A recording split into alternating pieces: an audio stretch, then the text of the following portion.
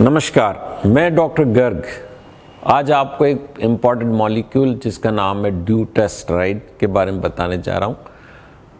आप पुरुष हैं, आपके बाल पतले हो रहे हैं, झड़ रहे हैं, आप डॉक्टर से कंसल्ट करते हैं, वो आपको उसके लिए कोई मिनॉक्सिडिल, ड्यूटास्टेरॉइड या फिनेस्ट्राइड प्रेस्क्राइब करता है, तो आपको पूरा जानने का हक है कि वो गोली क्यों दी गई, क्या काम कर रही है और उसके फ़ायदे और नुकसान कितने होते हैं, और वो दी जानी चाहिए या नहीं दी जानी चाहिए, या उसका कोई और अल्टरनेट है। तो अतः दोस्तों, चलो आज मैं आपको ड्यूटास्टेरॉइड जो मेल पैटर्न एलोपेशिया के लिए कुछ डॉक्टर एडवाइस करते हैं, उसके एडवांटेज और डिसएडवांटेज और कंपैरिजन के बारे में बताता हूँ।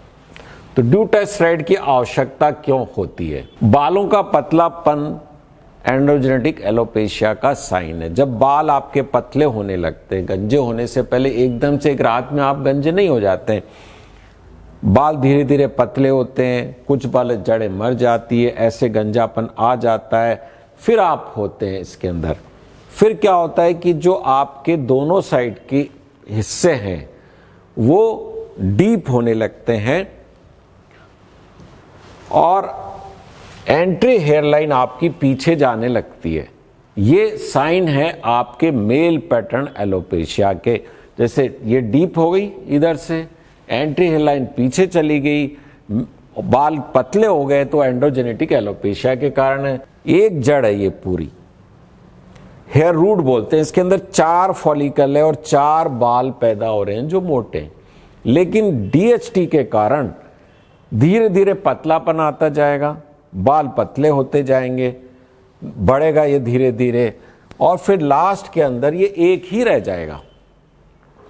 तो आपने देखा आप कहां से चले थे, यहां से चले थे, यहां पर चारों जड़ें अच्छी खासी मोटी है, बाल भी अच्छे मोटे बना रहे, और लास्ट में क्या हो गया, जाकर के आपका एक बाल बच गया और वो भी बहुत पतला। ये डीएचटी के कारण होता है, और ये मेल हार्मोन टेस्टोस्टेरोन डीएचटी में कन्वर्ट होता है 5 अल्फा रिडक्टेज के कारण।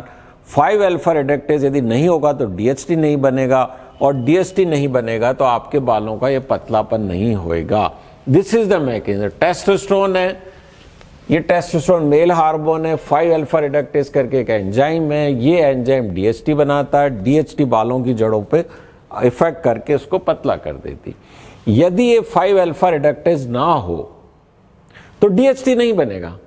5 अल्फा रिडक्टेज को ब्लॉक करने के लिए फिनेस्ट्राइड, ड्यूटास्टेरॉइड या मेरे कुछ अन्य वीडियो दे सकते हैं जिसके अंदर होम रेमेडीज या फूड है, जिसके अंदर आपका एडक्यूमिन है, फिर कलौंजी के बीज है, सापाल्मीटो है, पंपकिन सीड्स, आप इस पे मेरे दूसरे वीडियो देख सकते हैं, यूट्यूब पे उपलब्ध हैं, वो भी कुछ हद तक आपकी मदद करते हैं। आप देख रही है नॉर्मल एक डर्मास्कोप से, इवन आजकल सबके पास मोबाइल कैमरा है, मोबाइल कैमरे से आप देखोगे तो नॉर्मली सारे बाल इतने मोटे, लेकिन डीएचटी के पतलेपन के कारण कुछ मोटे, कुछ पतले, कुछ बारीक हो जाते हैं। मतलब आपके गंजेपन का प्रारंभ हो गया है यदि आपको कैमरे में दिखता है, और ये डिफरेंट स्टेजेस है, ये प्रारंभ है और ये अंत है। ये आप पे डिपेंड करना चाहते हैं आप इनमें से कौन सी स्टेज चाहते हैं। यदि आप टाइम पे डॉक्टर के पास चले जाते हैं तो आप इस स्टेज पे रुक सकते हैं, लेकिन यदि आप इस स्टेज पे आ जाते हैं तो मेडिकल ट्रीटमेंट का भी फायदा इतना नहीं होता है। फिर hair transplant is the answer, but if you are in the initial stages, these stages, then minoxidil, finasteride, dutasteride and many other medicines are helpful for you. So it's good if you are seen, जो मैंने आपको बताया, खुद को diagnose करने का तरीका बताया मैंने आपको कि कैसे आप डायग्नोज कर सकते हैं, कि बालों के पतलेपन को चेक कर लिया, आपके कैमरे से आपने देखा कि उसके अंदर आपको बाल पतले मिल गए, पीछे जा रहे हैं, तो फिर चिंता का विषय है, शुरू हो चुका है आपका गंजापन, तुरंत डॉक्टर को कंसल्ट करिए, वो आपको फायदा देगा ही देगा। अब इसके जो ट्रीटमेंट है, यूएसएफडी अप्रूव ट्रीटमेंट के अंदर मिनॉक्सिडिल, फिनेस्ट्राइड है, बाकी लो लाइट लेजर थेरेपी है, आजकल पीआरपी भी की जाने लगी है। अब इसके अंदर एक ड्यूटास्टेरॉइड है। फिनेस्ट्राइड को यदि हमने किसी को प्रेस्क्राइब किया और 1 साल तक उसके अंदर रिजल्ट नहीं आते, तब ड्यूटास्ट्राइड प्रेस्क्राइब की जाती है। Dutasteride is not first line of treatment. You must understand that dutasteride is not the first line of treatment. First finasteride दी जाती है। finasteride का 1 साल में यदि satisfactory result नहीं आता है, then dutasteride is given. Now what are the advantages? Dutasteride is much more effective than finasteride. जैसा मैंने कहा, जब finasteride ने काम नहीं किया तब dutasteride दिया। क्यों? Obvious है कि भाई Dutasteride is more potent, more effective than finasteride. That is the reason we are giving. तो advantage of dutasteride is इसको finasteride के कंपैरिजन में आपको इसके ज़्यादा फायदे होते हैं। अब आता है साइड इफेक्ट भी। अब कई बार जो ज़्यादा फायदा देता है वो ज़्यादा नुकसान भी दे सकता है।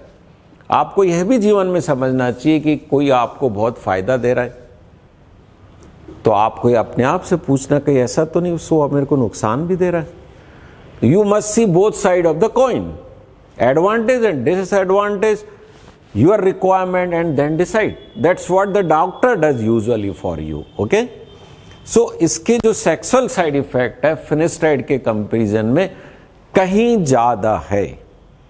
दूसरा, ये ब्लड के अंदर 28 दिन तक रहती है, finasteride 6 to 8 आवर्स रहती है। तो मान लो आपको साइड इफेक्ट हो गए और आपने दवा लेना शुरू कर दिया तो उन साइड इफेक्ट को जाने में 1 महीना लगेगा। finasteride के साइड इफेक्ट 1 या 2 दिन 3 दिन में चले जाएंगे।